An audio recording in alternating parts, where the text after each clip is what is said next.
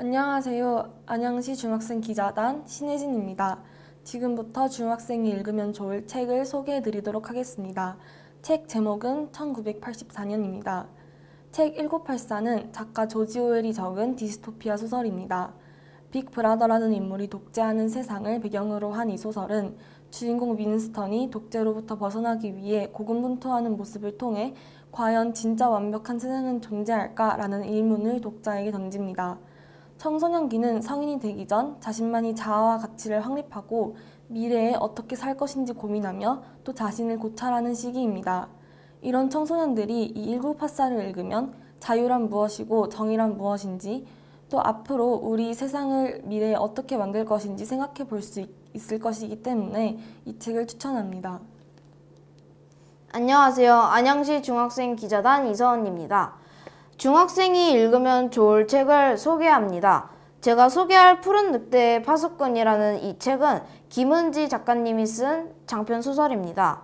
이 책은 일본군 강제 위안부 문제를 중점으로 해서 그 주제를 기반으로 스토리가 진행되며 그 스토리 안에 타임루프라는 요소를 넣어 한층 재미를 넣어준 책입니다.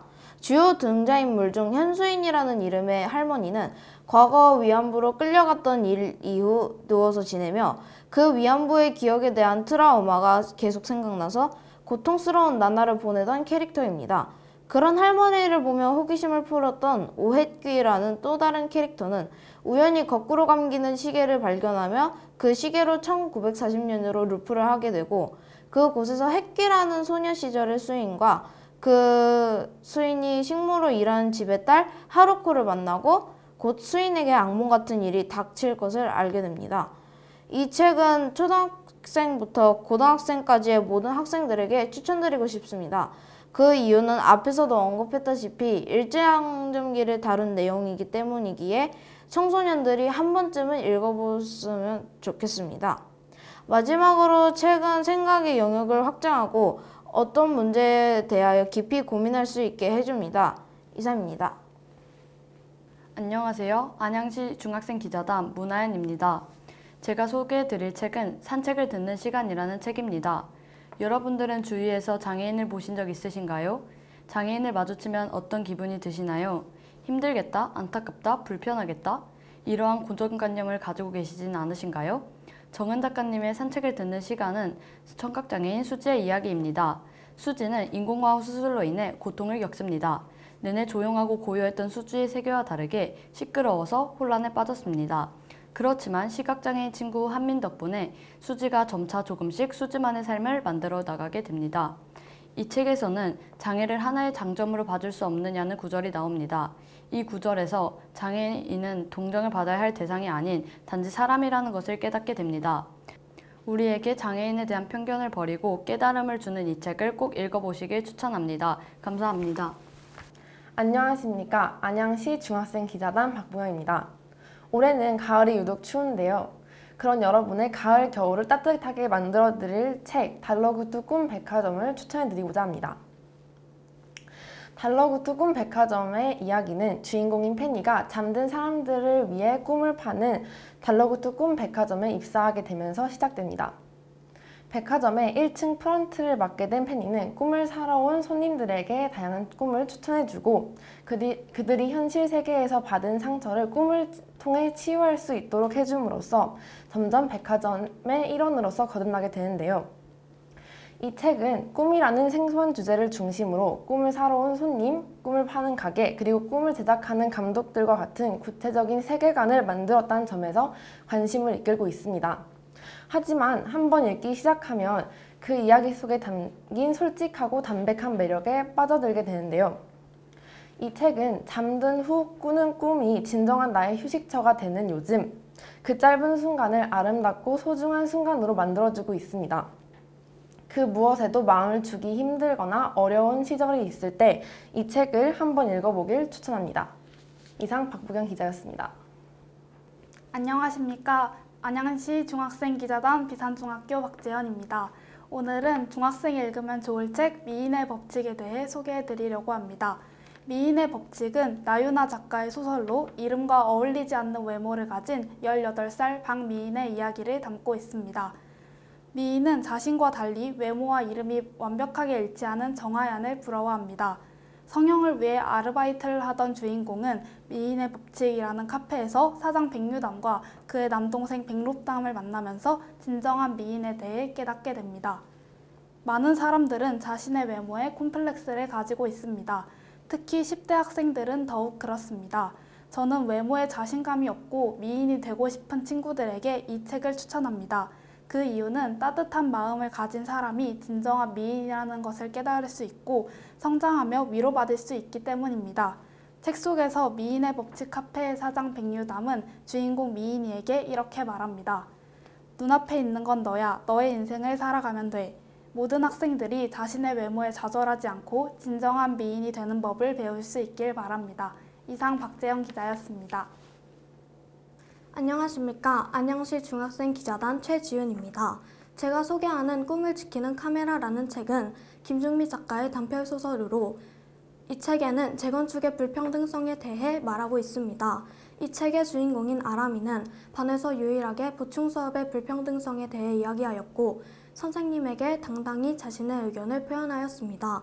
또 할아버지의 가게가 없어질 위기에 처하는 것, 재건축으로 인해 많은 사람이 힘들어한다는 것 등 재건축의 불평등성을 사진을 찍어 블로그에 올리며 사건을 해결합니다. 이 책은 사회의 문제에 관심이 있는 친구들이 읽으면 좋을 것 같습니다. 사회의 문제를 아람을 중심으로 잘 풀어내고 있고 재건축의 문제점 또한 잘 설명하였습니다. 작가가 이 책을 통해 전하고자 하는 말은 작은 행동 하나하나가 모이면 사회의 문제점을 바꿀 수 있다는 것이라고 생각합니다. 감사합니다. 안양시 중학생 기자단 강선입니다. 제가 오늘 추천할 책은 당신에게 고양이를 선물할게요입니다. 이 책은 학교 도서관 사서 선생님께서 감동적인 중국 소설이라고 추천해 주셔서 읽게 된 책입니다.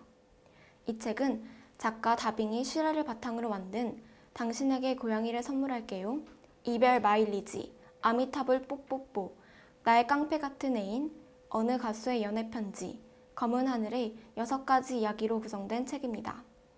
저는 이 책을 읽고 따뜻한 감동을 받았습니다. 여러분도 왠지 쓸쓸해지는 가을, 따뜻한 위로와 힐링을 얻고 싶다면 이 책을 읽어보세요. 안녕하세요. 안양시 중학생 기자단 1호의 기자입니다.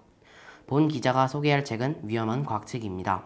이 책은 랜델 멀로의 책으로 평소 궁금했던 내용을 과학적으로 설명해주고 있습니다. 이 책의 내용 중 하나는 투수가 야구공을 광속으로 던지면 어떻게 될까의 상상을 가지고 과학적으로 설명해주고 있습니다. 질문에 대한 답은 야구공을 광속의 100%의 속도로 던지면 세계에서 가장 강한 폭탄, 차르본바보다 더한 폭발이 일어난다고 합니다. 이 책에 대해서 빌 게이츠는 매우 훌륭하다고 하고 뉴스워커에서는 불가능한 일에 대한 아름다운 설명이라고 칭찬했습니다. 본 기자처럼 과학에 관심이 있거나 또 자신의 엉뚱한 생각에 답을 얻고 싶다면 랜델 멀로의 위험한 과학책을 추천합니다. 이상입니다. 안녕하세요. 안양시 중학생 기자단 이현경입니다. 제가 소개할 책은 긴긴밤입니다. 이 책은 코뿔소와 펭귄의 이야기입니다. 주인공인 코뿔소 노드는 길을 걸으며 여러 아픔을 겪는데 노든이 겪는 아픔들은 대부분 전쟁이나 불법 밀렵 등에 인간에 의한 것입니다. 또 노든과 펭귄이 길을 가는 과정에서 사랑과 연대를 느낄 수 있습니다. 이 책은 동물을 사랑해야 한다는 메시지를 담고 있으며 동물 이야기를 흔한 우화가 아닌 다른 모습으로 접하고 싶으신 모든 분들께 추천합니다. 이상입니다. 안녕하십니까. 안양시 중학생 기자단 권우정입니다. 저는 안양시 중학생들에게 바베츠의 만찬이라는 책을 추천하려고 합니다. 이 책에서는 자신을 위대한 예술가라고 칭하는 셰프 바베츠의 이야기입니다. 바베츠가 일했던 어느 작은 마을의 집에서는 죽은 목사의 100주년 잔치가 열리게 됩니다. 여러분들은 복권에 당첨이 되신다면 무엇을 먼저 하실 건가요? 바베츠는 자신이 가장 원하는 예술을 목사의 100주년 잔치 때 복권에 당첨된 돈으로 자신의 예술을 펼칩니다. 바베츠는 자신의 원하는 것을 정확히 알기에 가능했던 일입니다. 여러분들도 자신이 원하는 걸 찾아서 이루시길 바랍니다. 감사합니다. 안녕하세요. 안양시 중학생 기자단 박정호입니다. 제가 추천하고 싶은 도서는 미안해 스이카입니다. 책 미안해 스이카는 도덕 시간에 친구 단원을 배우며 읽게 된 책입니다. 이 책을 쓸 당시 14살이던 작가 하야시 미키는 실제로 집단 따돌림을 당해왔습니다. 이 책은 그 경험을 바탕으로 학교 내에서 일어나는 집단 따돌림에 대해 쓰여진 책입니다. 주인공 스이카는 괴롭힘을 주도하는 아이들에게 맞서 같은 반 친구인 치카를 편들었다가 도리어 괴롭힘을 당하는 처지에 놓입니다. 이렇게 괴롭힘을 당하던 와중 어느 날 밤에 유리에라는 시각장애인 소녀를 만나게 됩니다. 유리에는 사고를 당해 부모님을 잃고 그 사고로 인해 실명하게 됩니다. 스이카는 유리에와 이야기하면서 조금씩 용기를 얻게 됩니다.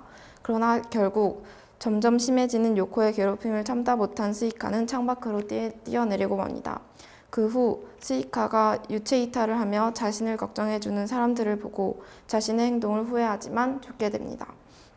스이카의 각막은 유리에게 이식되고 시력을 회복한 유리에는 스이카네 집에서 살게 됩니다. 1년 후 요코 일당은 새로운 전학생을 괴롭히기 시작하나 1년 전에 이를 계기로 학생들이 많이 바뀌었기 때문에 그 괴롭힘은 오래가지 못하며 이야기는 끝이 납니다. 이 책을 쓸 당시 14살이던 작가 하야시 미키는 실제로 집단 따돌림을 당했었습니다. 이 책은 현대의 집단 따돌림을 담고 있으며 왕따를 당하고 있는 아이들에게 자기 자신을 잃지 말라는 메시지를 전하고 있습니다. 학교를 다니는 학생으로서 한 번쯤은 생각해야 할 주제를 담고 있는 책이라고 생각이 듭니다. 이상입니다.